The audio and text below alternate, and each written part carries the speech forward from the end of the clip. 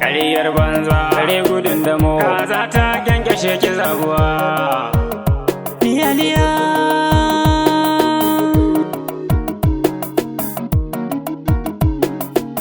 la kyauta, dan Allah bar mu gobe mu fito ko yanzu corona ta ci kasuwa. Ya kyauta bar mu yanzu mu fito ai tun da corona ta ci kasuwa.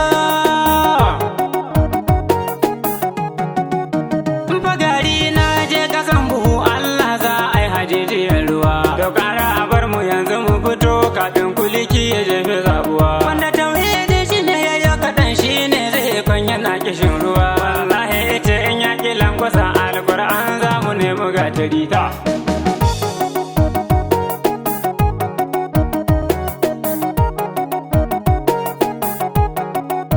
jiya mai laifi mu ƙara yin shi yau da dai Allah Bai kala mu ba, sarkin haƙuri Ubangiji ɗaya ta bara ba za a so mu cutu ba. yanda numfashi ba za ya basu ba Haka sallah ban gama hana ni ba, karyar banza kare jiran damo an kulla kasa ana ta kasuwa.